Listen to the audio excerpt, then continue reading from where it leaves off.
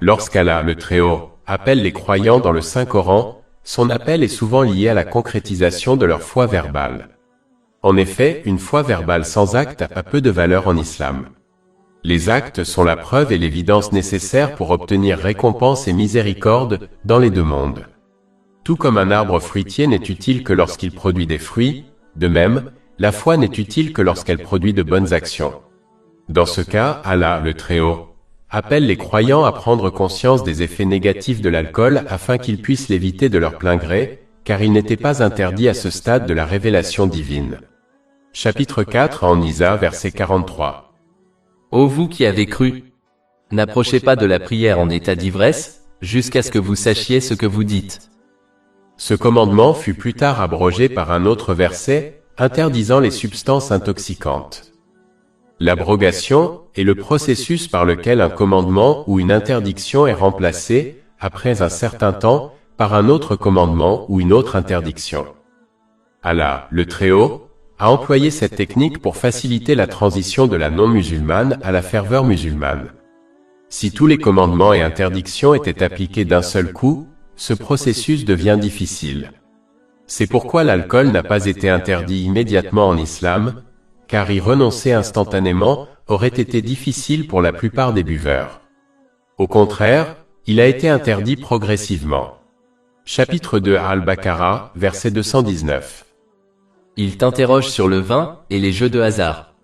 Dis, il y a en eux un grand péché, et pourtant ils procurent un bienfait aux gens. Mais leur péché est plus grand que leur bienfait.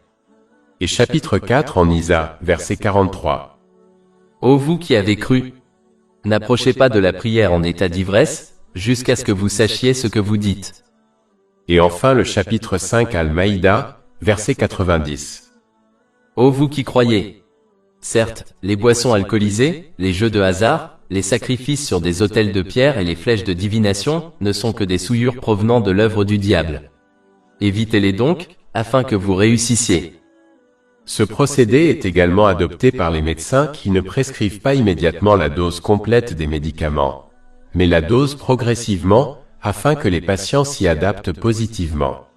Cette stratégie était en réalité une grande bénédiction et une grande miséricorde d'Allah, le Très-Haut, car d'innombrables personnes ayant accepté l'islam l'auraient rejeté si tous les commandements et interdictions définitifs avaient été révélés d'un seul coup, au début de la révélation.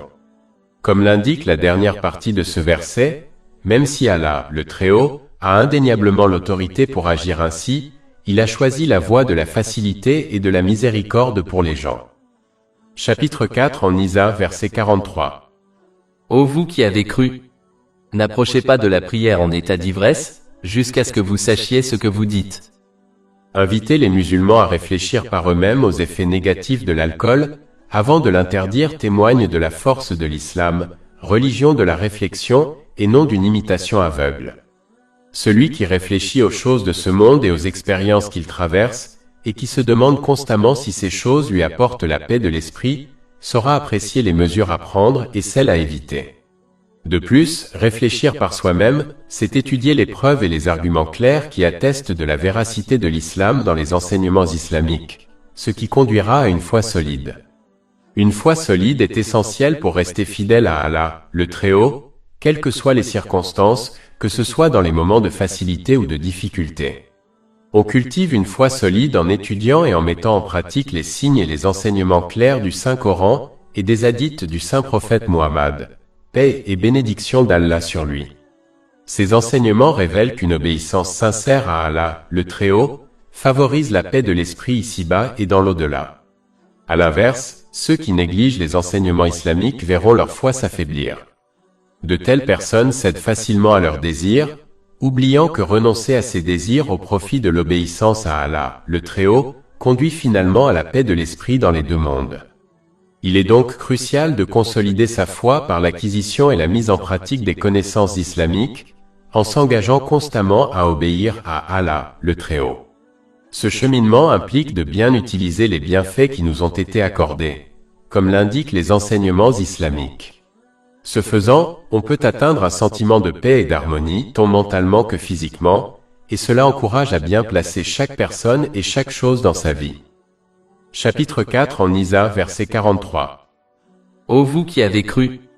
N'approchez pas de la prière en état d'ivresse, jusqu'à ce que vous sachiez ce que vous dites, ou en état d'impureté rituelle, sauf ceux qui passent un lieu de prière, jusqu'à ce que vous ayez lavé tout votre corps. Ce verset indique que les hommes doivent accomplir leurs prières obligatoires en congrégation à la mosquée. Le Saint-Coran souligne l'importance d'accomplir les prières obligatoires en congrégation à la mosquée. Chapitre 2 Al-Baqarah, verset 43. Et inclinez-vous avec ceux qui s'inclinent, en adoration et en obéissance.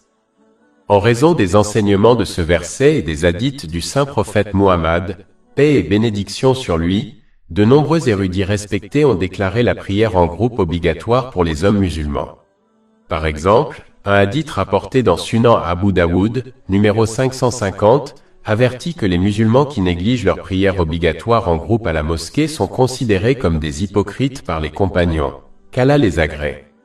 De plus, le saint prophète Muhammad, paix et bénédiction sur lui, a même mis en garde contre de graves conséquences, déclarant qu'il envisagerait d'incendier les maisons des hommes qui manqueraient leur prière à la mosquée sans raison valable.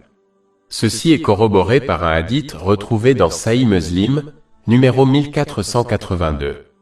Il est donc essentiel que ceux qui sont capables de s'acquitter de cette obligation importante le fassent, et ne se trompent pas en pensant que d'autres bonnes actions, comme aider aux tâches ménagères, constituent un substitut. Bien que soutenir sa famille soit certes une priorité, comme l'indique un hadith du Sahih Bukhari numéro 676, il est essentiel de maintenir la juste priorité aux traditions du saint prophète Muhammad, paix et bénédiction d'Allah sur lui, et de ne pas en altérer l'importance au gré de ses désirs personnels. Ceux qui agissent ainsi s'écartent de ces enseignements et suivent simplement leurs propres inclinations, même au milieu d'actes vertueux. Il est à noter que le même hadith cité précédemment souligne qu'à l'heure de la prière obligatoire, le saint prophète Muhammad, paix et bénédiction d'Allah sur lui, se rendait immédiatement à la mosquée. Chapitre 4 en Isa, verset 43. Et si vous êtes malade ou en voyage, ou si l'un de vous revient du lieu où il fait ses besoins, ou si vous avez eu des rapports sexuels avec des femmes? L'étude du Coran et des hadiths du prophète Muhammad, paix et bénédiction sur lui, révèle que les choses explicites ne sont pas abordées directement, mais plutôt suggérées indirectement par pudeur. Par conséquent, la pudeur est une tradition d'Allah, le Très-Haut, selon son infinie dignité, et chacun doit adopter la pudeur selon son niveau créé, à l'instar du prophète Muhammad, paix et bénédiction sur lui. Dans un hadith rapporté dans Jami at-Tirmidhi, numéro 2458, le saint prophète Muhammad, paix et bénédiction d'Allah sur lui, a souligné que la véritable modestie envers Allah, l'exalté, implique de protéger sa tête et son contenu, de protéger son estomac et son contenu, et de méditer fréquemment sur la mort. Il a conclu en affirmant que ceux qui souhaitent poursuivre l'au-delà, doivent renoncer aux ornements du monde matériel. Ce hadith illustre que la pudeur transcende le simple vêtement. Elle imprègne tous les aspects de la vie. Protéger sa tête implique de préserver sa langue, ses yeux, ses oreilles, et même ses pensées des activités pécheresses et futiles. Éviter les futilités est crucial, car elles conduisent souvent à des regrets au jour du jugement, et peuvent être les premiers pas vers la commission de péchés. Même si l'on pense pouvoir cacher ses paroles et ses actes aux autres, on ne peut les cacher à Allah, le Très-Haut. Ainsi, protéger ses parties du corps témoigne d'une pudeur authentique.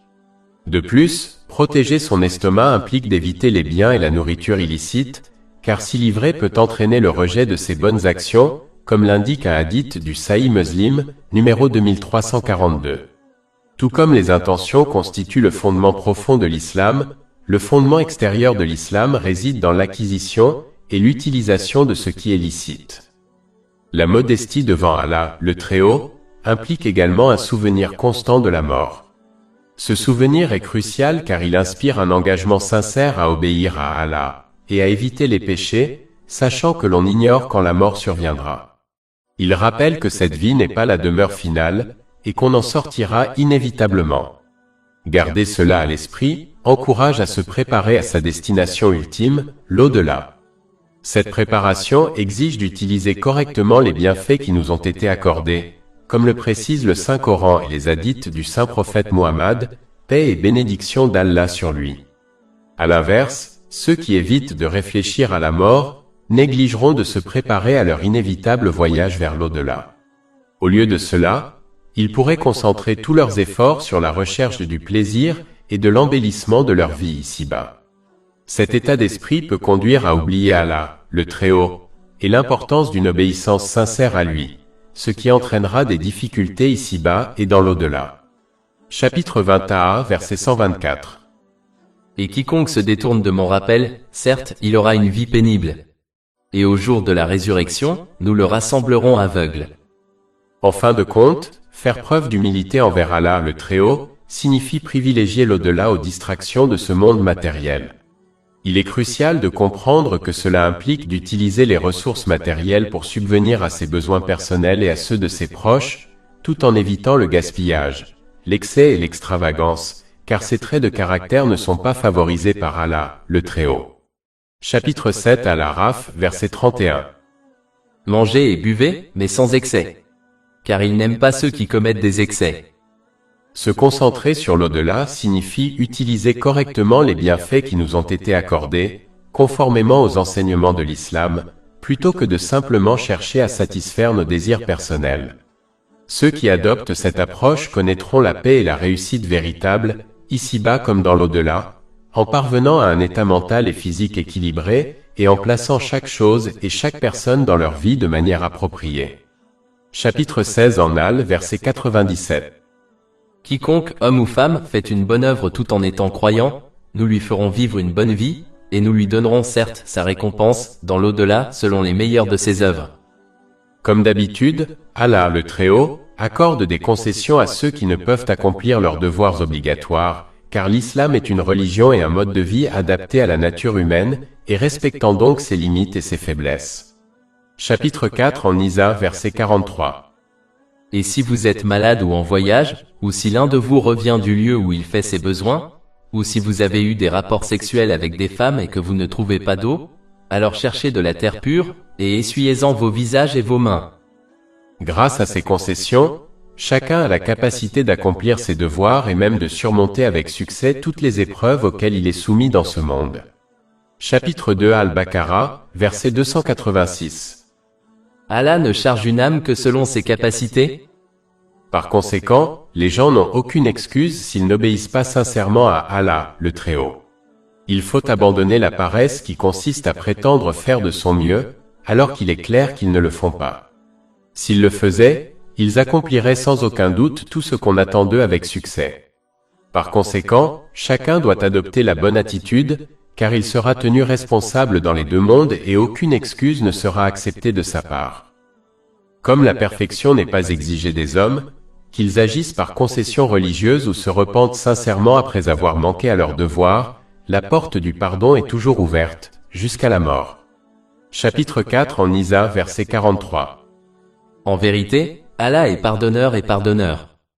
Le repentir sincère implique de se sentir coupable et de demander pardon à Allah, le Très-Haut, et à toute personne lésée, tant que cela n'entraîne pas de nouveaux problèmes. Il faut s'engager sincèrement à ne plus commettre le même péché ou un péché similaire, et à réparer les torts causés à Allah, le Très-Haut, et aux autres. Il faut continuer à obéir sincèrement à Allah, le Très-Haut, en utilisant correctement les bienfaits qu'il nous a accordés, conformément aux enseignements de l'islam. Après avoir expliqué un aspect du code de conduite divin accordé à l'humanité, et qui lui confère la paix intérieure, Allah, le Très-Haut, met en garde les hommes contre l'illusion de suivre des codes de conduite créés par l'homme, qui ne mènent qu'à l'égarement, au stress, aux ennuis et aux difficultés dans les deux mondes. Chapitre 4 en Nisa, verset 44. N'avez-vous pas vu ceux à qui une portion de l'écriture a été donnée? Achetez l'erreur en échange d'elle, et souhaitez vous égarer? Certains érudits parmi les gens du livre ont abandonné le code de conduite divin qui leur avait été accordé, et ont intentionnellement mal interprété et modifié leurs enseignements divins, inventant ainsi leur propre code de conduite, au nom du gain matériel, comme le leadership et la richesse. Ne s'intéressant qu'à la satisfaction de leurs désirs matériels, tels des animaux, ils ont encouragé les autres à faire de même, afin d'éviter d'être critiqués pour leur comportement, car tout le monde se comporte de la même manière. Chapitre 4 en Nisa, verset 44. N'avez-vous pas vu ceux à qui une portion de l'écriture a été donnée? Achetez l'erreur en échange d'elle. Bien qu'il ne puisse être modifié, le Saint-Coran peut néanmoins être mal interprété afin d'obtenir des biens matériels, comme le leadership et la richesse. Il faut éviter de suivre les traces des savants parmi les gens du livre, car cela ne mène qu'à des problèmes dans les deux mondes. Les biens matériels obtenus de cette manière deviendront une source de stress, de problèmes et de souffrance pour eux dans les deux mondes. D'ailleurs, le saint prophète Mohammed, paix et bénédiction d'Allah sur lui, a mis en garde cette personne contre l'enfer dans un hadith retrouvé dans Sunan Ibn Majah, numéro 253. Et si cette personne égare les autres en interprétant mal les enseignements du Saint-Coran, ses péchés augmenteront en fonction du nombre de personnes qui suivent ces interprétations. Ceci est mis en garde dans un hadith retrouvé dans Jami at-Tirmidhi, numéro 2674. Chapitre 4 en Nisa, verset 44. Et tu souhaites te perdre? On peut éviter d'être induit en erreur par les autres, en évitant de les imiter aveuglément. Il faut plutôt s'efforcer d'évaluer chaque situation, en fonction de ses connaissances et des preuves, avant de décider d'agir ou non. Allah, le Très-Haut, a doté les gens de bon sens et d'intelligence pour cette raison. Même suivre aveuglément les enseignements de l'islam a été critiqué par l'islam, car Allah, le Très-Haut, souhaite que les gens évaluent les enseignements de l'islam avec ouverture d'esprit, et les suivent avec compréhension et perspicacité. Chapitre 12 Yusuf, verset 108. Dis, voici mon chemin. J'appelle à Allah avec discernement, moi et ceux qui me suivent. Et chapitre 34 Saba, verset 46. Dis, je ne vous conseille qu'une chose, que vous vous teniez debout pour Allah, en couple et individuellement, puis que vous réfléchissiez. Votre compagnon n'est point en folie. Il n'est pour vous qu'un avertisseur, avant un châtiment sévère. Il faut donc éviter d'imiter aveuglément les autres, même si c'est l'opinion populaire, et faire plutôt appel à son bon sens et à son intelligence pour évaluer chaque situation en fonction des connaissances et des preuves avant de prendre une décision. Celui qui se comporte ainsi est plus susceptible de prendre les bonnes décisions, tant dans ses affaires religieuses que dans ses affaires matérielles. De plus, l'islam encourage chacun à maîtriser ses désirs et à utiliser correctement les bienfaits qui lui ont été accordés, conformément aux enseignements islamiques. Cette orientation vise à favoriser la paix de l'esprit ici-bas et dans l'au-delà. Par conséquent, ceux qui privilégient la poursuite des plaisirs terrestres critiquent souvent les musulmans qui s'efforcent d'obéir à Allah, le Très-Haut. Chapitre 4 en Nisa, verset 44. Et tu souhaites te perdre? Choisir une voie différente de celle de son entourage peut engendrer un sentiment d'insécurité quant à ses propres choix de vie. On peut se sentir mal à l'aise quant à l'utilisation appropriée des bienfaits qui nous ont été accordés, surtout face aux critiques concernant son engagement à obéir à Allah, le Très-Haut. Malheureusement, cette négativité trouve souvent son origine dans sa propre famille. De plus, la société, influencée par les réseaux sociaux, la mode et les normes culturelles dominantes, a tendance à mépriser ceux qui s'efforcent de vivre en accord avec les principes de l'islam. Cette réaction négative trouve son origine dans la crainte qu'un véritable engagement envers l'islam puisse entraver leur capacité à acquérir richesse et influence. Les industries qui critiquent l'islam, comme l'alcool et le divertissement, s'efforcent activement de dissuader les gens d'embrasser l'islam et de décourager les musulmans d'adhérer à leur foi. C'est l'une des principales raisons de la représentation négative généralisée de l'islam sur diverses plateformes. En fin de compte, lorsqu'une personne adhère aux enseignements de l'islam qui prônent la maîtrise de soi et le bon usage des bienfaits reçus, ceux qui préfèrent assouvir leurs désirs incontrôlés peuvent se sentir menacés. Cela peut conduire à une tentative de dissuasion d'embrasser l'islam ou d'en pratiquer les principes, visant plutôt à promouvoir un mode de vie plus hédoniste. Des aspects spécifiques de l'islam, comme le code vestimentaire des femmes, sont souvent pointés du doigt. Il est facile de comprendre que leurs objections découlent d'un problème plus profond, lié au message d'autodiscipline de l'islam. Par exemple, ils ciblent le code vestimentaire islamique tout en ignorant les réglementations similaires dans des professions comme les forces de l'ordre, l'armée, la santé et l'éducation. Cette critique sélective révèle une faiblesse dans leurs arguments. En réalité, c'est le contraste entre les valeurs islamiques et leur propre choix de vie qui les met mal à l'aise, les incitant à formuler des critiques injustifiées de l'islam. Chapitre 4 en Nisa verset 44. Et tu souhaites te perdre? Allah, le Très-Haut, étant le seul à connaître toutes choses, y compris les ruses des ennemis de l'islam, il nous donne la clé de la bonne direction et nous permet d'éviter d'être égarés par autrui. Chapitre 4 en Nisa verset 44. Et Allah connaît le mieux vos ennemis. Allah suffit comme allié, et Allah suffit comme secoureur. La protection divine contre l'égarement ne sera accordée qu'à celui qui obéit sincèrement à Allah, le Très-Haut. Cela implique d'utiliser correctement les bienfaits qui lui ont été accordés, conformément aux enseignements de l'islam. Cela lui permettra d'atteindre un état mental et physique équilibré, et de placer correctement toute chose et toute personne dans sa vie, tout en se préparant adéquatement à rendre des comptes au jour du jugement. Ce comportement lui apportera donc la paix de l'esprit dans les deux mondes. Chapitre 16 en Al, verset 97. Quiconque, homme ou femme, fait une bonne œuvre tout en étant croyant, nous lui ferons vivre une bonne vie, et nous lui donnerons certes sa récompense, dans l'au-delà, selon les meilleures de ses œuvres. En revanche, celui qui persiste à désobéir à Allah, le Très-Haut, en faisant un mauvais usage des bienfaits qui lui ont été accordés, ne bénéficiera pas de la protection divine contre l'égarement. Au contraire, il souffrira d'un déséquilibre mental et physique, égarera toutes et tous dans sa vie, et ne se préparera pas adéquatement à sa responsabilité au jour du jugement. Son attitude engendrera donc stress, troubles et difficultés dans les deux mondes, même s'il jouit des luxes de ce monde. Chapitre 9 At-Taba, verset 82. Qu'ils rient donc un peu, et pleurent beaucoup en récompense de ce qu'ils ont gagné. Et chapitre 20 A, versets 124 à 126. Et quiconque se détourne de mon rappel, certes, il aura une vie pénible. Et au jour de la résurrection, nous le rassemblerons aveugle. Il dira, Seigneur, pourquoi m'as-tu ressuscité aveugle, alors que je voyais? Allah dira, ainsi vous sont venus nos signes et vous les avez oubliés, et ainsi vous serez oubliés ce jour-là. Il est essentiel d'adopter et de mettre en pratique les enseignements de l'islam avec sincérité, même lorsque ceux-ci entrent en conflit avec ses désirs personnels. Tout comme un patient sage suit les conseils de son médecin pour sa santé, même s'il s'agit de médicaments peu recommandables et d'un régime strict, il est également essentiel d'adhérer aux principes de l'islam. L'engagement du patient sage améliore son bien-être mental et physique. De même, ceux qui adoptent les enseignements de l'islam ressentiront de profonds bienfaits sur leur santé mentale et physique.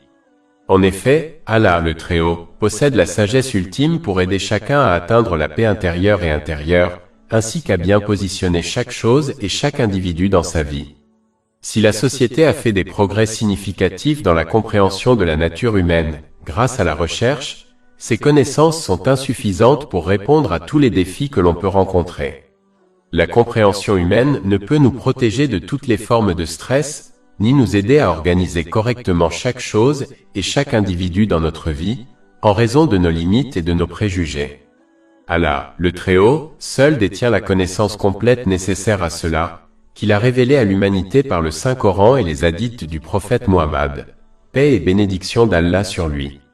Le contraste entre ceux qui utilisent correctement les bienfaits qui leur ont été accordés, conformément aux enseignements de l'islam, et ceux qui ne le font pas, est évident pour ceux qui observent les autres avec un esprit ouvert et impartial. De nombreux patients font confiance à leurs médecins sans pleinement saisir la science qui sous-tend leur traitement. À l'inverse, Allah, le Très-Haut, encourage la réflexion sur les enseignements de l'islam afin de pouvoir véritablement reconnaître leur influence positive. Au lieu d'exiger une foi aveugle, il invite chacun à apprécier la véracité de ces enseignements par des preuves évidentes. Cependant, ce cheminement exige un esprit ouvert et une perspective impartiale lors de l'exploration des principes de l'islam. Chapitre 12 Yusuf, verset 108. Dis, voici mon chemin, j'appelle à Allah avec discernement, moi et ceux qui me suivent. De plus, comme Allah, l'exalté, est le seul maître des cœurs spirituels des gens, la demeure de la paix intérieure, il décide seul qui l'obtient et qui l'ignore. Chapitre 53 en Naïm, verset 43. Et c'est lui qui fait rire et pleurer. Et il est clair qu'Allah, l'exalté, n'accorde la paix de l'esprit qu'à ceux qui font bon usage des bienfaits qu'il leur a accordés. Chapitre 4 en Nisa, verset 45. Et Allah connaît le mieux vos ennemis. Allah suffit comme allié, et Allah suffit comme secoureur. Allah, le Très-Haut, met ensuite en garde les musulmans contre l'exemple des gens du livre qui ont délibérément troqué leur foi contre la mécréance. Ils ont agi ainsi car ils voulaient abuser des bienfaits qui leur avaient été accordés, et ne se souciaient que des biens matériels, tels que le leadership et la richesse. Chapitre 4 en Isa verset 46. Parmi les Juifs, il y a ceux qui. Il convient tout d'abord de noter que ce verset indique clairement que tous les gens du livre ne se comportaient pas ainsi. Nombre d'entre eux obéissaient sincèrement à Allah, le Très-Haut, ce qui implique d'utiliser les bienfaits reçus de manière à lui plaire, comme le précisent les enseignements divins. Cela souligne l'importance de ne pas juger un groupe entier sur la base des actions de certains de ses membres, car cela conduit souvent à la discrimination comme le racisme. Chapitre 4 en Isa verset 46. Parmi les Juifs, il y a ceux qui déforment les mots de leur usage. Cela implique une interprétation intentionnellement erronée des enseignements divins, au nom d'un gain matériel, comme le leadership et la richesse. Chapitre 4 en Isa verset 46. Parmi les Juifs, il y en a qui déforment les mots de leur sens et disent « Nous entendons et nous désobéissons ». Entendre et désobéir, c'est accepter verbalement la foi, mais ne pas la concrétiser par ses actes. Cela implique également de connaître la différence entre obéir à Allah, le Très-Haut, et lui désobéir, tout en choisissant intentionnellement de lui désobéir, en faisant un mauvais usage des bienfaits qui nous ont été accordés. Chapitre 4 en Isa verset 46. Ceux qui déforment les mots de leur usage propre et disent « Nous entendons et désobéissons, et entendons mais ne sommes pas entendus », et Raïna, tordant leur langue. Certains érudits parmi les gens du livre déformaient intentionnellement les propos afin de critiquer ouvertement le saint prophète Muhammad, paix et bénédiction sur lui, tout en affirmant leur innocence. De plus, leur comportement déformait les enseignements divins qui leur avaient été transmis, et par conséquent, ils décourageaient de nombreuses personnes d'obéir à Allah, le Très-Haut, car ils présentaient une religion injuste et inéquitable. Chapitre 4 en Isa verset 46. Ceux qui déforment les mots de leur usage propre et disent « Nous entendons et désobéissons, et entendons mais ne sommes pas entendus », et Raïna, tordant leur langue et diffamant la religion. Allah, le Très-Haut, avertit ensuite les musulmans de ne pas suivre leurs traces et d'adopter plutôt la bonne attitude afin d'atteindre la paix de l'esprit dans les deux mondes. Chapitre 4 en Isa verset 46.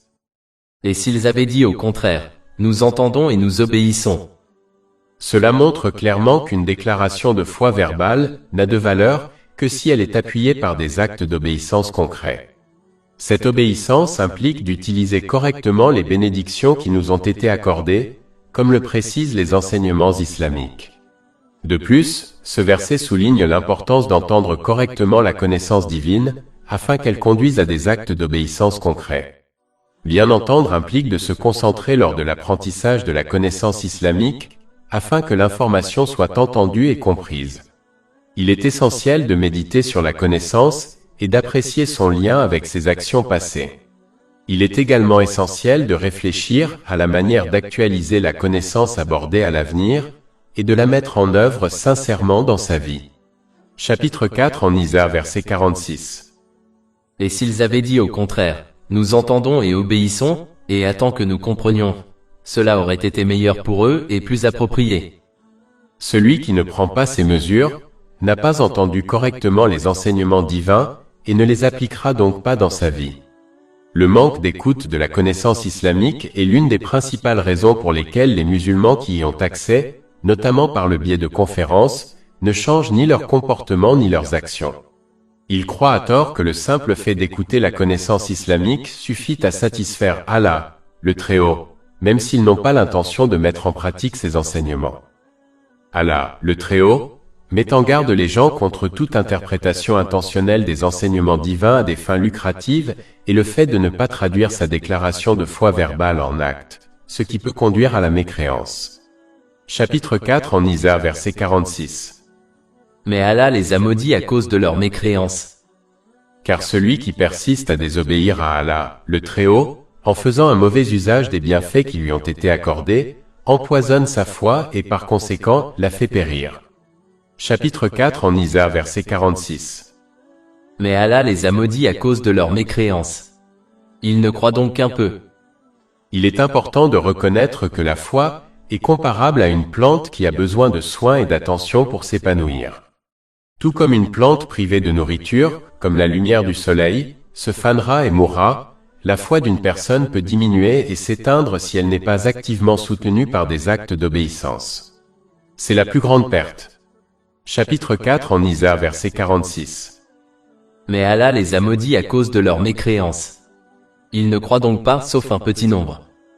Le petit nombre pourrait également faire référence à la poignée de personnes parmi les savants des gens du livre qui ont sincèrement obéi à Allah, l'exalté, avant l'avènement de l'islam et après l'avoir accepté, comme Abdullah bin Salam, qu'Allah soit satisfait de lui. Allah, le Très-Haut, avertit ensuite les gens du livre de ne pas suivre les traces de leurs savants égarés. Chapitre 4 en Isa, verset 47. Ô vous à qui le livre a été donné, croyez à ce que nous avons fait descendre. Comme indiqué précédemment, il faut éviter de se laisser égarer par les prédicateurs en évitant de les imiter aveuglément. Il faut éviter de se comporter comme du bétail et faire appel au bon sens et à l'intelligence qui lui ont été accordés pour étudier les preuves et les arguments clairs exposés dans les enseignements islamiques afin d'apprécier par lui-même la véracité de l'islam. Quelle que soit sa religion, il est important d'étudier ses propres enseignements religieux afin de déterminer s'ils sont vrais ou non, et d'éviter d'imiter aveuglément leurs érudits et leurs prédicateurs. Chapitre 12 Yusuf, verset 108. Dis, voici mon chemin, j'appelle à Allah avec discernement, moi et ceux qui me suivent. Les érudits du peuple du livre étant experts en écriture divine, ils connaissaient l'auteur du Saint-Coran, Allah le Très-Haut, et reconnaissaient donc aisément ses origines divines. De plus, le Saint-Coran et le prophète Muhammad, paix et bénédiction d'Allah sur lui, étant tous deux mentionnés dans leurs écritures divines, ils ne constituaient pas une raison pour rejeter l'islam. Chapitre 6 Al-An'am, verset 20. Ceux à qui nous avons donné le livre le reconnaissent le Saint-Coran, comme ils reconnaissent leur propre fils. Et chapitre 2 Al-Baqarah, verset 146. Ceux à qui nous avons donné le livre le connaissent, le prophète Muhammad, que la paix soit sur lui, comme ils connaissent leur propre fils. Et chapitre 4 en Isa, verset 47. Ô vous à qui le livre a été donné, croyez à ce que nous avons fait descendre, confirmant ce qui est avec vous. De plus, le Saint-Coran a confirmé les enseignements non révisés et corrects des écritures divines antérieures et a corrigé les enseignements révisés. Comme le saint prophète Muhammad, paix et bénédiction d'Allah sur lui, n'a pas étudié les écritures divines antérieures, ce que ni les gens du livre ni les non-musulmans de la Mecque n'ont nié, il ne pouvait connaître les enseignements révisés ou non des écritures divines, ce qui constituait une preuve supplémentaire de l'origine divine du Saint-Coran. Chapitre 29 Al-Ankabut, verset 48. Et avant cela, tu n'as récité aucun livre, et tu n'en as pas gravé de la main droite. Autrement, les falsificateurs auraient douté. Allah, le Très-Haut, a averti les gens du livre que s'ils persistaient à rejeter et à ignorer les enseignements de l'islam, leur comportement scellerait leur cœur spirituel, et par conséquent, ils seraient incapables de reconnaître ni d'agir selon la bonne voie. Chapitre 4 en Isa, verset 47. Ô vous à qui le livre a été donné, croyez à ce que nous avons fait descendre, confirmant ce qui est avec vous, avant que nous effacions les visages et que nous les tournions vers leur dos. Selon un hadith rapporté dans le Sunan Ibn Majah, numéro 4244, chaque péché inscrit une marque sombre sur le cœur spirituel d'un individu. À mesure que les péchés s'accumulent, cette obscurité enveloppe le cœur spirituel, entravant sa capacité à reconnaître et à suivre la véritable direction dans cette vie. Chapitre 83 Al-Mutafifin, verset 14. Non. Au contraire, la tâche a recouvert leur cœur de ce qu'ils avaient acquis. Un groupe d'enfants d'Israël a violé le caractère sacré du sabbat, le samedi, jour où entre autres, il leur était interdit de chasser. Ils ont commencé à recourir à la tromperie pour se soustraire au sabbat, en installant des filets, des cordes et des bassins artificiels pour pêcher avant le sabbat. Comme d'habitude, le poisson était abondant le samedi, ils étaient pris dans les cordes et les filets pendant le reste du samedi. La nuit après le sabbat, ils ramassaient le poisson. Face à leurs machinations maléfiques, Allah, le Très-Haut, les a punis en les transformant en singes. Allah, le Très-Haut, met en garde contre le fait de suivre leurs traces, car cela ne fait qu'inciter à adopter un comportement animal, celui de ne s'efforcer que de satisfaire ses désirs matériels en détournant les bienfaits qui lui ont été accordés. En conséquence, ces êtres bestiaux n'atteindront jamais la paix de l'esprit, ni ici-bas ni dans l'au-delà, car ils ne seront pas capables de reconnaître l'importance de l'obéissance à Allah, le Très-Haut, et comment elle conduit à la paix de l'esprit dans les deux mondes. Chapitre 7 Al-Araf, verset 163. Et interroge-les au sujet de la cité qui était près de la mer, lorsqu'ils transgressèrent le sabbat. Leurs poissons leur vinrent à l'esprit le jour du sabbat, et le jour où ils n'étaient pas sabbatiques, ils ne vinrent pas à eux. C'est ainsi que nous les avons éprouvés, car ils étaient persécutés. Et chapitre 4 en Isa, verset 47.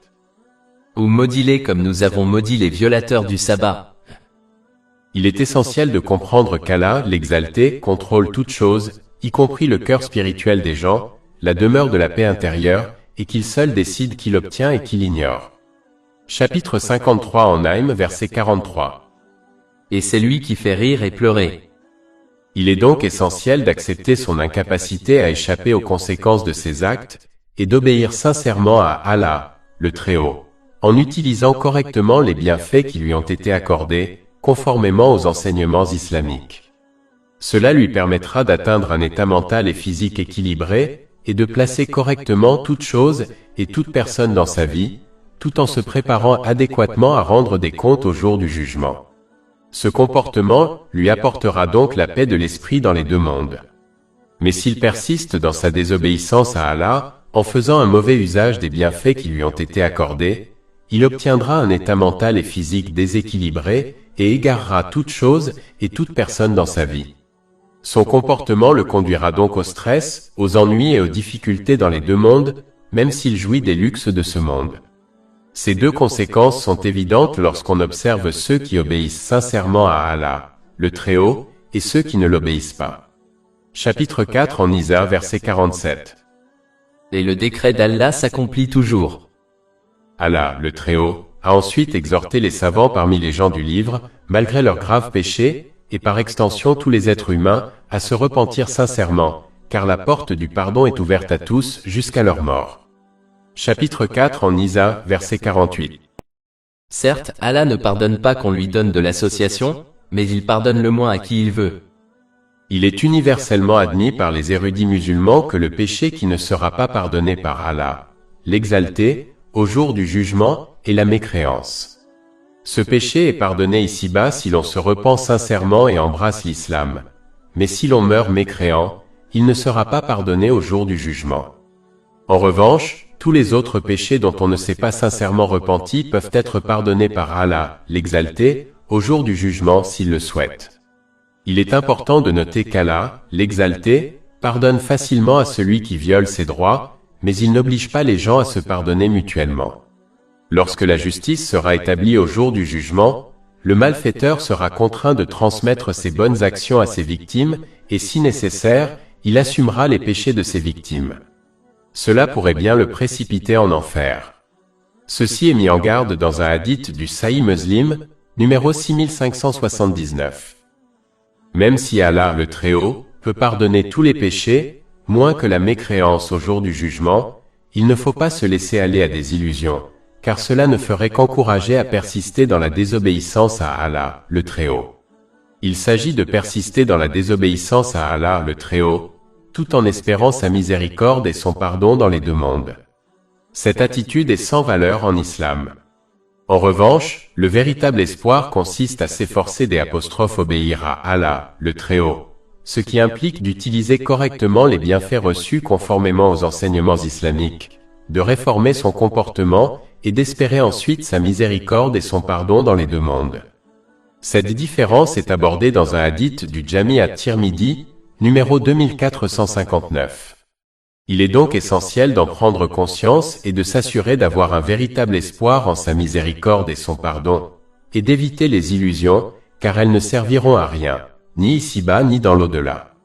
Enfin, celui qui se prend pour un idéaliste risque fort de quitter ce monde sans la foi, car il a persisté dans la désobéissance à Allah, le Très-Haut, en faisant un mauvais usage des bienfaits qui lui avaient accordés. La foi est semblable à une plante fragile qui a besoin de soins et d'attention pour s'épanouir. Tout comme une plante a besoin de nourriture, comme la lumière du soleil et l'eau, la foi exige d'être nourrie par des actes d'obéissance. Négliger cette nourriture peut entraîner une perte profonde. Et si cela se produit, cette personne ne sera pas pardonnée par Allah, le Très-Haut, au jour du jugement. Chapitre 4 en Nisa, verset 48. Certes, Allah ne pardonne pas qu'on lui donne de l'association, mais il pardonne le moins à qui il veut. Ce verset pourrait également faire référence au polythéisme mineur. Le polythéisme mineur consiste à accomplir une bonne action pour une raison autre que la satisfaction d'Allah, le Très-Haut. Un hadith retrouvé dans Sunan Ibn Majah, numéro 3989, met en garde contre ce comportement. L'insincérité de cette personne ne sera ni ignorée ni pardonnée, et elle ne sera donc récompensée ni ici-bas ni dans l'au-delà. Un hadith retrouvé dans Jami at-Tirmidhi, numéro 3154, met en garde contre ce comportement. Il faut donc éviter les comportements qui mènent à la perte de récompense et au châtiment dans l'au-delà, comme les vœux pieux et le polythéisme mineur, en s'en repentant sincèrement. Le repentir sincère consiste à éprouver un profond remords et à implorer le pardon d'Allah le Très-Haut et de toute personne à qui l'on a fait du tort, tant que cela n'entraîne pas de nouveaux problèmes. Il est essentiel de s'engager sincèrement à éviter de reproduire les mêmes erreurs et à rectifier tout droit violé envers Allah, le Très-Haut, et envers autrui. De plus, il faut s'efforcer d'obéir fidèlement à Allah, le Très-Haut, en utilisant les bienfaits qu'il a accordés conformément aux principes islamiques. Chapitre 4 en Nisa, verset 48. Certes, Allah ne pardonne pas qu'on lui donne de l'association, mais il pardonne le moins à qui il veut. Allah, le Très-Haut, ne pardonnera pas la mécréance au jour du jugement, car elle anéantirait le but de la vie ici-bas. Chapitre 67 Al-Mulk, verset 2. Celui qui a créé la mort et la vie pour vous éprouver, et savoir lequel de vous agit le mieux. Si tous les étudiants qui passent un examen obtenaient la mention admissible, même si certains échouent, passer l'examen serait inutile. Le but d'un examen est de distinguer ceux qui méritent la réussite de ceux qui méritent l'échec. Si Allah, exalté soit-il, permet aux mécréants d'entrer au paradis avec les croyants, alors cela mettrait les deux groupes sur un pied d'égalité, ce qui est clairement contraire à la justice et à l'équité. Chapitre 45 Al-Jathiya, verset 21. Ou bien ceux qui commettent le mal pensent-ils que nous les rendrons semblables à ceux qui croient et accomplissent les bonnes œuvres, égaux dans la vie et dans la mort? Quel mal ils jugent?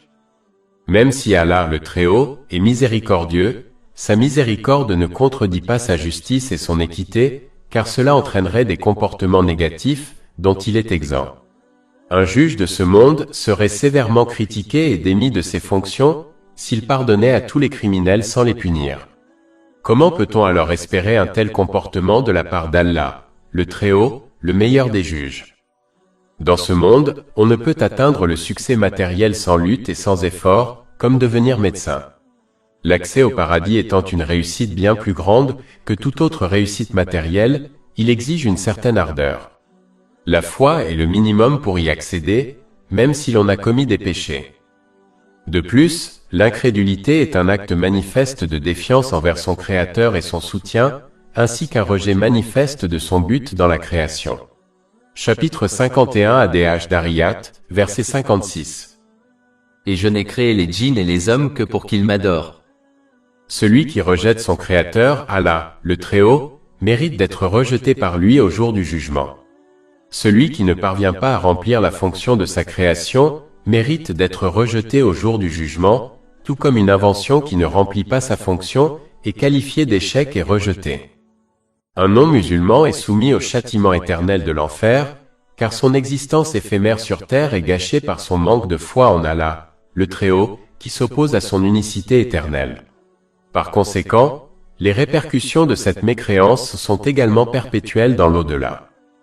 De plus, il ne faut pas croire que puisque le pardon d'Allah, le Très-Haut, est illimité, il devrait également pardonner le polythéisme.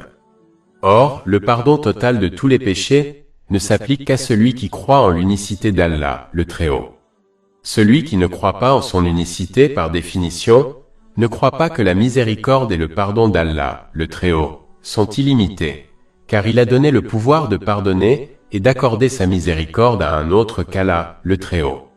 Soit on croit en l'unicité d'Allah, le Très-Haut, et l'on croit ainsi que son pardon est infini et peut donc surmonter tous ses péchés. Soit on ne croit pas en l'unicité d'Allah, le Très-Haut, et l'on ne croit donc pas en son pardon infini.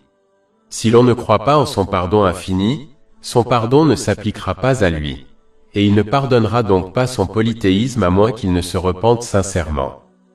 Enfin, celui qui choisit la mécréance encouragera les autres à faire de même, car son choix apparaîtra comme une liberté, même s'il s'agit d'une tromperie.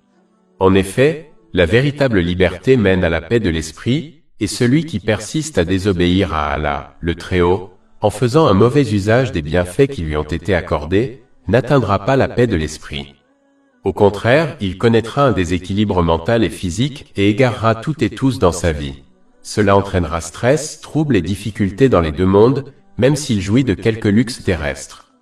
Mais comme ce comportement peut être présenté au monde comme une liberté, beaucoup le suivront. Par conséquent, une personne qui choisit la mécréance en Allah, le Très-Haut, en influencera beaucoup d'autres à choisir la mécréance à son tour. Cette personne mérite donc son sort dans l'au-delà. Chapitre 4 en Nisa, verset 48. Et quiconque associe d'autres à Allah, commet certes un énorme péché. En fin de compte, puisque toute la création appartient à Allah le Très-Haut, et est sous son contrôle et sa juridiction, l'homme n'a d'autre choix que de se conformer à ses lois. Tout comme un homme sera en difficulté s'il ne respecte pas les lois du gouvernement d'un pays, il sera en difficulté dans les deux mondes s'il ne respecte pas les lois du maître de l'univers. On peut quitter un pays si ces lois ne lui conviennent pas, mais on ne peut s'enfuir vers un endroit où les lois et la juridiction d'Allah, le Très-Haut, ne s'appliquent pas. On peut changer les lois de sa société, mais jamais celles d'Allah, le Très-Haut. De plus, tout comme un propriétaire fixe les règles de sa maison, même si d'autres personnes s'y opposent, de même, l'univers appartient à Allah, le Très-Haut, et donc, lui seul en fixe les règles, que les gens les apprécient ou non. Il est donc de son devoir de s'y conformer, pour son propre bien. Celui qui comprend cela se conformera aux préceptes d'Allah, le Très-Haut, et s'efforcera de lui obéir en utilisant les bienfaits qui lui ont été accordés de manière à lui plaire, comme le précise le Saint-Coran et les hadiths du Saint-Prophète Muhammad, paix et bénédiction d'Allah sur lui. On peut soit s'efforcer d'apprendre la sagesse des commandements et des interdictions d'Allah, le Très-Haut, afin de comprendre leurs bienfaits pour soi et pour la société en général, et comment ils conduisent à la paix du corps et de l'esprit dans les deux mondes, soit se livrer à ses passions et rejeter les enseignements de l'islam. Mais celui qui ne se conforme pas aux préceptes de l'islam doit se préparer à assumer les conséquences de ses choix dans les deux mondes, et aucune objection, protestation ou plainte ne le sauvera. Chapitre 18 Al-Kahf, verset 29. Et dit, la vérité vient de ton Seigneur. Que celui qui veut croit donc, et que celui qui veut mécroit. Nous avons préparé pour les injustes un feu, dont les murs les entoureront. Et s'ils implorent le secours, ils seront secourus par une eau semblable à une huile trouble qui leur brûle le visage. Quelle mauvaise boisson, et quel mauvais repos! Chapitre 4 en Nisa, verset 49. Tu n'as pas vu c'est. Le début de ce verset indique l'importance d'éviter une attitude égocentrique dans laquelle on ne pense qu'à sa propre vie, et surtout à ses propres problèmes. Celui qui se comporte de cette manière ne tirera pas les leçons de l'histoire générale, de sa propre histoire et de la situation de son entourage. Apprendre de ces leçons est l'un des moyens les plus efficaces pour améliorer son comportement et éviter que l'histoire ne se répète, afin de trouver la paix intérieure. Par exemple, celui qui observe des personnes riches et célèbres abuser des bienfaits qui leur ont été accordés, ce qui les expose au stress, aux troubles mentaux, à la toxicomanie et aux tendances suicidaires, même s'ils profitent de moments de plaisir et du luxe de ce monde, apprendra à ne pas suivre leurs traces en abusant des bienfaits qui leur ont été accordés, et sera convaincu que la paix intérieure ne réside pas dans la possession de nombreux biens matériels. De même, lorsqu'on observe une personne malade, cela devrait l'encourager à exprimer sa gratitude pour sa bonne santé, et à en faire bon usage avant de la perdre. C'est pourquoi l'islam encourage régulièrement les musulmans à devenir pratiquants, plutôt que des personnes absorbées par leurs propres affaires, et ne prêtant attention à rien d'autre. Chapitre 47 Muhammad, verset 10. N'ont-ils pas parcouru le pays, et vu quelle fut la fin de ceux qui les ont précédés? Comme indiqué précédemment, celui qui se prend pour un idéal persiste dans la désobéissance à Allah, le Très-Haut. Les gens du livre ont adopté cet idéal, car ils se prenaient pour les bien-aimés d'Allah, le Très-Haut, et de son peuple privilégié. Chapitre 5 Al-Maïda, verset 18. Mais les Juifs et les chrétiens disent, nous sommes les enfants d'Allah et ses bien-aimés. Dit, alors pourquoi vous punit-il pour vos péchés? Vous êtes plutôt des êtres humains, parmi ceux qu'il a créés. Il pardonne à qui il veut, et il châtie qui il veut. Ils prétendent que le pardon et la miséricorde leur sont garantis, quels que soient leurs actes. Chapitre 4 en Isa, verset 49. N'avez-vous pas vu ceux qui se disent purs? Malheureusement, de nombreux musulmans ont adopté le même vœu pieux. Ces ignorants croient qu'étant de la nation du saint prophète Muhammad, paix et bénédiction sur lui, ils seront pardonnés quels que soient leurs actes. L'ignorant qui n'apprend pas et n'applique pas la connaissance islamique, supposera que la tradition d'Allah, le Très-Haut, sera modifiée pour lui, tout comme l'ont supposé les gens du livre. Autrement dit, même s'il a puni et punira les anciennes nations qui lui ont constamment désobéi, l'ignorant croit que cette tradition sera modifiée pour lui. Mais il ne comprend pas que la tradition d'Allah, le Très-Haut, ne change pour personne ni pour aucune nation. Chapitre 35 Fatir, verset 43. N'attendent-ils donc que la voix des anciens?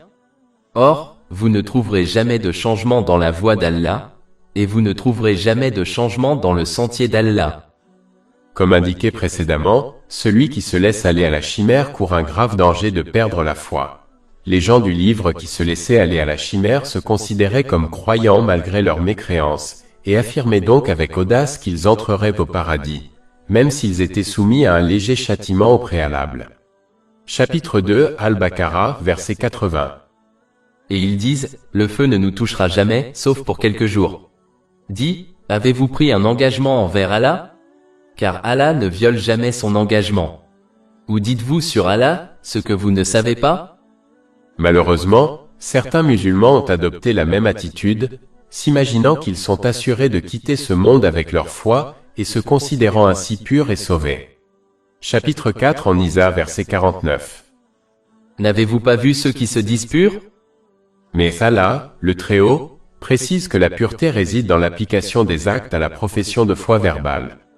Cela implique d'obéir sincèrement à Allah, le Très-Haut, en utilisant correctement les bienfaits qu'il nous a accordés, comme le précisent les enseignements de l'islam. Ce comportement garantit la pureté de nos intentions, de nos paroles et de nos actes, et nous conduit à la paix intérieure, en parvenant à un état mental et physique équilibré, en plaçant chaque chose et chaque personne dans notre vie, et en nous préparant adéquatement à rendre des comptes au jour du jugement. Chapitre 4 en Isa, verset 49. Mais Allah purifie qui il veut. Que l'on choisisse ou non la voie de la pureté, on devra faire face aux conséquences de son choix dans les deux mondes. Chapitre 4 en Isa, verset 49. Et on ne leur fait pas d'injustice, pas même à cause d'un fil à l'intérieur d'un noyau de date. Comme mentionné précédemment, celui qui se berce d'illusions en supposant avoir une relation privilégiée avec Allah, le Très-Haut, et donc être assuré du salut, même s'il persiste dans sa désobéissance, attribue l'injustice et l'iniquité à Allah, le Très-Haut. Il prétend qu'Allah, le Très-Haut, traitera le malfaiteur parmi eux de la même manière que le bienfaiteur. Chapitre 45 Al-Jathiya, verset 21. Ou bien ceux qui commettent le mal pensent-ils que nous les rendrons semblables à ceux qui croient et accomplissent les bonnes œuvres, égaux dans la vie et dans la mort? Quel mal ils jugent? Cette croyance erronée et hautement irrespectueuse envers Allah, le Très-Haut, suffit à détruire une personne. Chapitre 4 en Isa, verset 50. Regardez comme ils inventent des mensonges sur Allah, et cela suffit comme péché manifeste.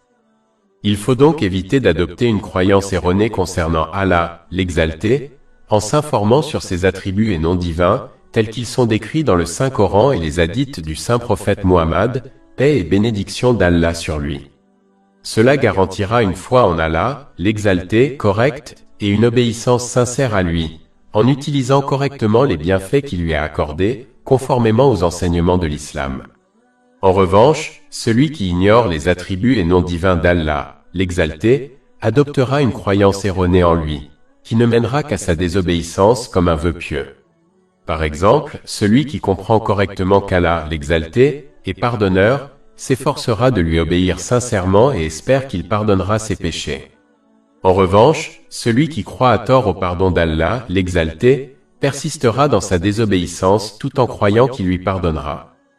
Allah, le Très-Haut, critique ensuite ceux qui adoptent des innovations religieuses et coutumières tout en ignorant les enseignements divins qu'il leur a accordés.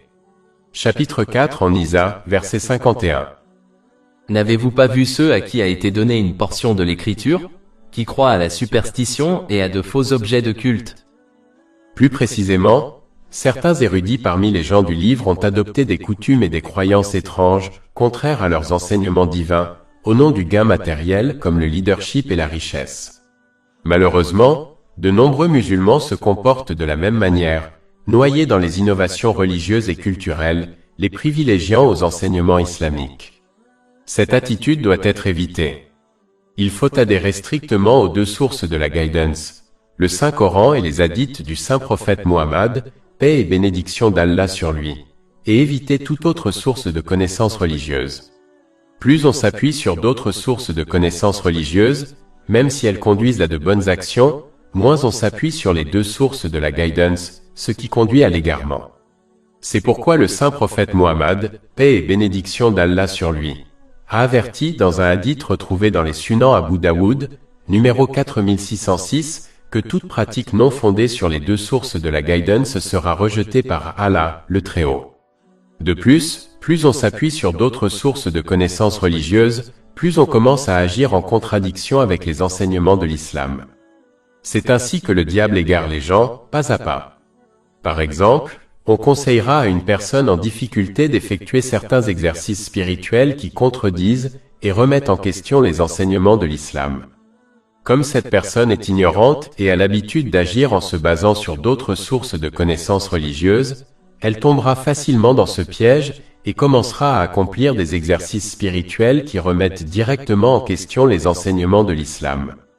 Elle commencera même à croire des choses sur Allah, le Très-Haut, et l'univers qui contredisent également les enseignements de l'islam, comme croire que des êtres humains ou des créatures surnaturelles peuvent contrôler leur destin, car leur connaissance provient d'autres sources que les deux sources de la guidance.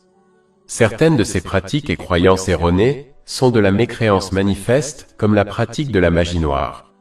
Chapitre 2 Al-Baqarah, verset 102. Ce n'est pas Salomon qui a mécru, mais les diables qui ont mécru, en enseignant aux gens la magie et ce qui a été révélé aux deux anges de Babylone, Harout et Martou. Mais ils, c'est-à-dire les deux anges, n'enseignent personne à moins qu'ils ne disent « Nous sommes une épreuve, ne mécroyez donc pas, en pratiquant la magie. » Un musulman peut donc perdre la foi sans même s'en rendre compte, car il a tendance à se fier à d'autres sources de connaissances religieuses. C'est pourquoi s'appuyer sur des innovations religieuses qui ne s'appuient pas sur les deux sources de la guidance revient à suivre les traces du diable. Chapitre 2 Al-Baqarah, verset 208. Ô vous qui avez cru, entrez dans l'islam pleinement et ne suivez pas les traces de Satan. Il est pour vous un ennemi déclaré. En règle générale, celui qui persiste dans les innovations religieuses en arrive à croire qu'il est bien guidé, et par conséquent, à critiquer ouvertement les musulmans qui adhèrent strictement aux enseignements des deux sources de guidance, le Saint-Coran et les traditions du Saint-Prophète Muhammad, paix et bénédiction d'Allah sur lui. Chapitre 4 en Isa, verset 51. Et dit des mécréants, ceux-ci sont mieux guidés que les croyants quant au chemin? La troisième année après l'émigration du Saint-Prophète Muhammad, paix et bénédiction sur lui, à Médine, Kabi bin Ashraf, un érudit juif et ennemi acharné de l'islam, se rendit à la Mecque afin de l'inciter à s'opposer davantage à l'islam. Un dirigeant non musulman de la Mecque lui demanda qui était le mieux guidé et favorisé par Allah, l'exalté, les idolâtres de la Mecque, ou le Saint-Prophète Muhammad, paix et bénédiction sur lui, et l'islam. Kabi répondit que les idolâtres de la Mecque étaient les mieux guidés. C'était une réponse insensée, car en tant qu'érudit juif, il savait pertinemment que l'idolâtrie était loin d'être une bonne direction. À cette occasion, Allah, l'exalté, révéla le verset 51 du chapitre 4 dans Isa. N'as-tu pas vu ceux à qui a été donnée une portion du livre, qui croient à la superstition et aux faux objets d'adoration, et qui disent des mécréants, ceux-là sont mieux guidés que les croyants quant au chemin? Ceci a été discuté dans la vie du prophète, volume 3, page 7, de l'imam Ibn Kathir. Cet événement met en garde contre toute compromission de la foi au nom du gain matériel. Les biens matériels obtenus par ce comportement, comme la richesse, deviendront pour eux une source de stress, de troubles et de souffrance, même si cela ne leur paraît pas évident. Par conséquent, ils n'atteindront jamais la paix intérieure, même s'ils profitent de moments de divertissement et de luxe matériel. Chapitre 9, At-Taba, verset 82. Qu'ils rient donc un peu, et pleurent beaucoup en récompense de ce qu'ils ont gagné. Et chapitre 20a, versets 124 à 126. Et quiconque se détourne de mon rappel, certes, il aura une vie pénible. Et au jour de la résurrection, nous le rassemblerons aveugle. Il dira, Seigneur, pourquoi m'as-tu ressuscité aveugle, alors que je voyais? Allah dira, ainsi vous sont venus nos signes et vous les avez oubliés, et ainsi vous serez oubliés ce jour-là. De plus, celui qui abuse intentionnellement des connaissances islamiques est mis en garde contre l'enfer dans un hadith rapporté dans Sunan Ibn Majah, numéro 253. De plus, les versets suivants associent cette attitude à la mécréance. Chapitre 3 Ali Imran, verset 19. Et ceux à qui le livre a été donné ne divergent qu'après que la science leur soit venue, par jalousie. Et quiconque ne croit pas au verset d'Allah? En effet, lorsqu'on interprète intentionnellement mal les enseignements divins, on fait un mauvais usage des bénédictions qui nous ont été accordées. Ce comportement empoisonne la foi, voire la détruit sans même s'en rendre compte. Il est important de comprendre que la foi est comparable à une plante qui doit être protégée des péchés pour survivre. Tout comme une plante non protégée des choses nuisibles meurt, la foi d'une personne peut s'éteindre si elle ne cesse pas de pécher.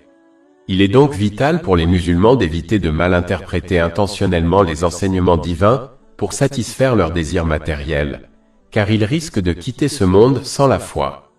C'est la plus grande perte, car cette personne connaîtra stress, difficultés et troubles ici-bas et dans l'au-delà. Chapitre 4 en Nisa, verset 52.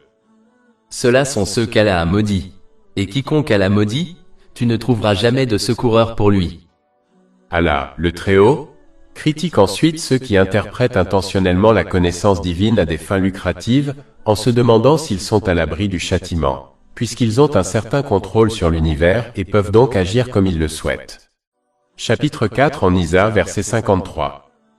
Où ont-ils une part de domination? Allah, l'exalté, souligne ensuite leur nature avide.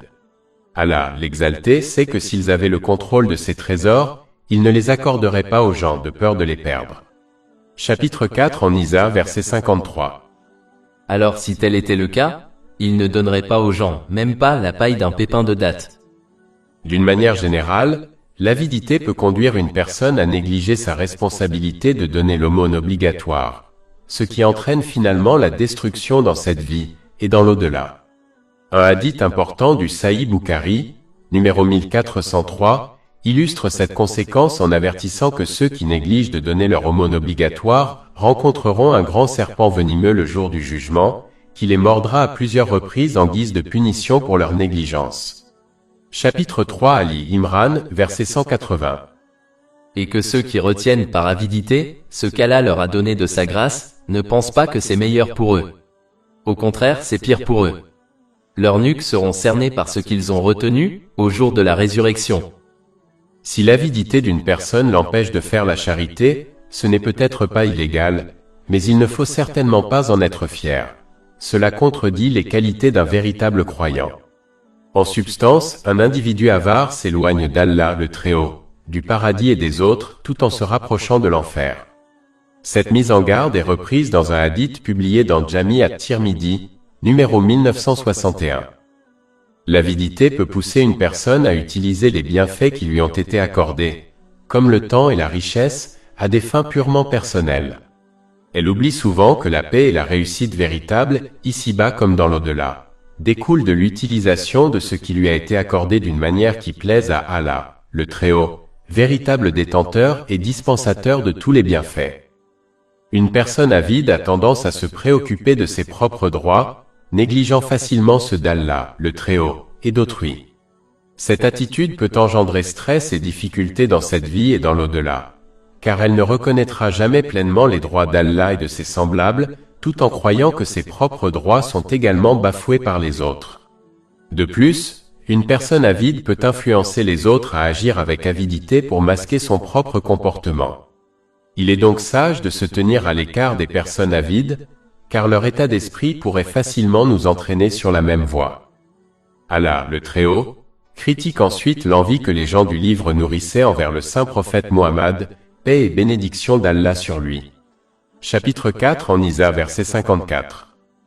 Ou bien envie-t-il les gens pour ce qu'Allah leur a donné de sa grâce? Les gens du livre étaient jaloux du fait que le saint prophète Muhammad, paix et bénédiction sur lui, soit un descendant du saint prophète Ismaël, paix et bénédiction sur lui, au lieu d'être un descendant de son frère, le saint prophète Isaac, paix et bénédiction sur lui, comme eux.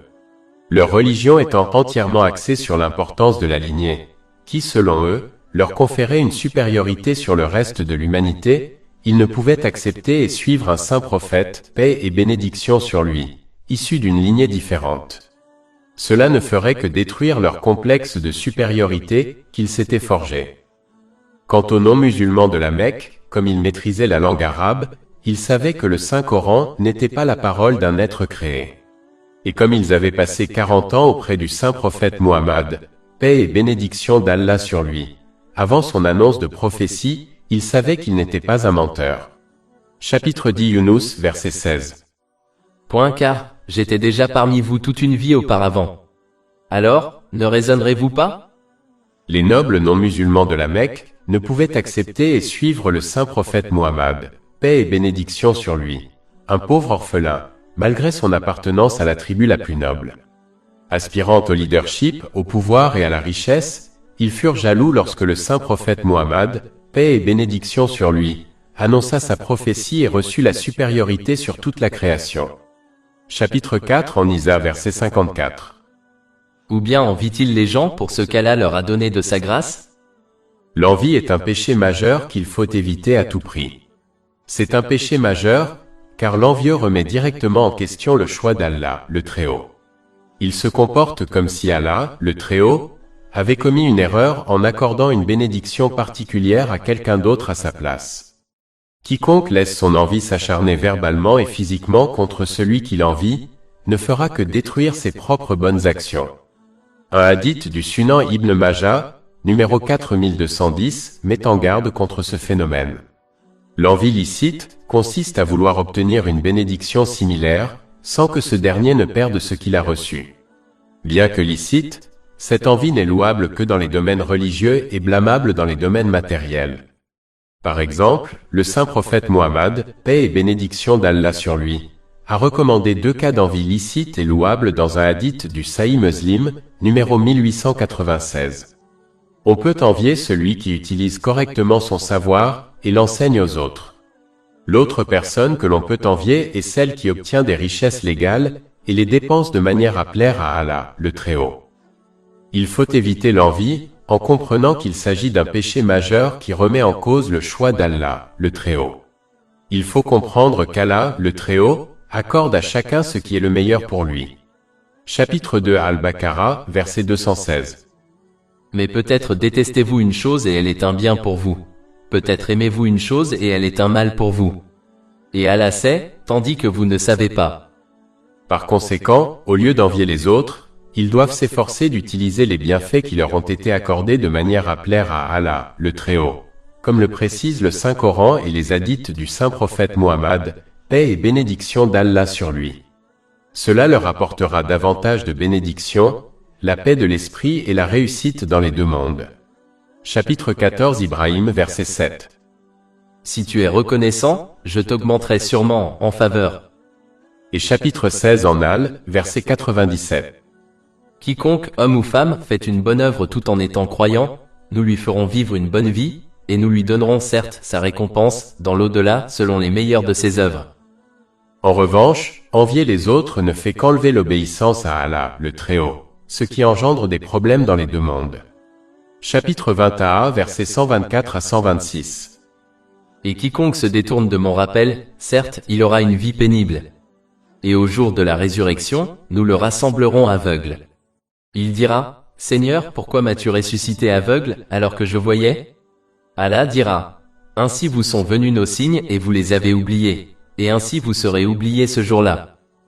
Le musulman envié doit faire preuve de patience face aux actes et aux paroles de son envieux, et se défendre uniquement dans les limites de l'islam. La patience implique d'éviter de se plaindre par ses paroles et ses actes, et de maintenir une obéissance sincère à Allah, le Très-Haut, ce qui implique d'utiliser les bienfaits qui lui sont accordés de manière à lui plaire, comme le précise le Saint-Coran et les hadiths du Saint-Prophète Muhammad, paix et bénédiction d'Allah sur lui. C'est ainsi que l'on cherche refuge auprès d'Allah, le Très-Haut, contre son envieux. Chapitre 113 Al-Falaq, versets 1 et 5. Dis, je cherche refuge auprès du Seigneur de l'aurore, et contre le mal de l'envieux quand il envie. Allah, l'exalté, les protégera alors des effets négatifs de leur envie, même si cela ne leur est pas évident, car Allah, l'exalté, agit selon sa connaissance et sa sagesse infinie, et non selon la pensée très limitée des gens. Allah, le Très-Haut, a ensuite critiqué les gens du livre pour avoir nourri une jalousie injustifiée envers le saint prophète Muhammad, paix et bénédiction sur lui. Allah, le Très-Haut, avait déjà accordé à leur ancêtre, le saint prophète Ibrahim, paix et bénédiction sur lui, de grandes bénédictions dont ils étaient les héritiers. Chapitre 4 en Isa, verset 54. Ou bien envie-t-il les gens pour ce qu'Allah leur a donné par sa grâce? Or, nous avions déjà donné à la famille d'Abraham le livre et la sagesse, et nous leur avions conféré un vaste royaume. Allah, le Très-Haut, a accordé aux gens du livre la supériorité sur toutes les autres nations grâce aux enseignements divins et à la guidance qu'il a accordée à leurs pieux ancêtres, parmi lesquels d'innombrables saints prophètes, sur eux la paix et le salut. Le Saint-Coran et les hadiths du saint prophète Muhammad, sur lui la paix et le salut, ont été les plus grands et ultimes bienfaits accordés à l'humanité par la lignée de leur ancêtre, le saint prophète Ibrahim, sur lui la paix et le salut. Par conséquent, ils n'auraient pas dû envier le saint prophète Muhammad, sur lui la paix et le salut, mais plutôt considérer l'islam comme une source d'honneur pour eux et pour le reste de l'humanité. Chapitre 4 en Isa, verset 54. Nous avions déjà donné à la famille d'Abraham l'écriture et la sagesse, et leur avions conféré un grand royaume. Allah, le Très-Haut, a rappelé aux Arabes et aux gens du livre de Médine, que malgré leur fierté d'être les descendants du saint prophète Ibrahim, sur lui la paix et le salut, les véritables bénédictions et la miséricorde d'Allah, le Très-Haut, ne leur parviendraient que par son obéissance sincère. Cette obéissance impliquait d'accepter et de suivre sincèrement les enseignements de l'islam, de reconnaître la vérité du saint prophète Muhammad, sur lui la paix et le salut, et du Saint-Coran. De plus, ce verset rappelle avec force aux Arabes non musulmans et aux gens du livre qu'en choisissant de rejeter la vérité indéniable de l'islam, ils ont renoncé à l'héritage de leur ancêtre, le saint prophète Ibrahim, sur lui la paix et le salut. Cet héritage serait confié à ceux qui ont véritablement incarné ces enseignements, à savoir le saint prophète Muhammad, sur lui la paix et le salut, ainsi qu'à ses compagnons, qu'Allah les agrée. Si les Arabes non musulmans et les gens du livre persistent dans leur désobéissance, ils se priveront des bienfaits de l'héritage du saint prophète Ibrahim, sur lui la paix, ici-bas comme dans l'au-delà. Chapitre 4 en Isa, verset 54. Nous avions déjà donné à la famille d'Abraham l'écriture et la sagesse, et leur avions conféré un grand royaume. D'une manière générale, ce livre pourrait faire référence à la loi, qui est le code de conduite que chacun doit respecter pour utiliser correctement les bienfaits qui lui ont été accordés. Cela lui permettra d'atteindre la paix de l'esprit et de respecter les droits d'Allah, le Très-Haut, et des autres. Cette loi assurera ainsi la propagation de la paix et de la justice au sein de la société. La sagesse est nécessaire car elle enseigne aux individus comment appliquer correctement leurs connaissances, comme la loi, afin qu'elles profitent à eux-mêmes et aux autres dans les deux mondes. La loi et la sagesse sont toutes deux nécessaires à l'instauration d'une société juste et pacifique. La loi sans sagesse peut facilement être mal interprétée, car certains peuvent y trouver des failles pour nuire à autrui. La sagesse sans loi poussera les individus à adopter un code de conduite conforme à leur définition de ce qui est juste et droit. Comme indiqué précédemment, tous les codes de conduite créés par l'homme ne mèneront jamais à la paix de l'esprit par manque de connaissances, d'expérience, de prévoyance et à cause de préjugés, intentionnelle ou non. Par conséquent, la sagesse sans la loi empêchera également d'atteindre la paix de l'esprit et empêchera la propagation de la paix et de la justice au sein de la société, car les gens ne parviendront pas à respecter les droits des autres. Allah, le Très-Haut, avertit ensuite les hommes passés et présents qu'il n'existe que deux voies en ce monde.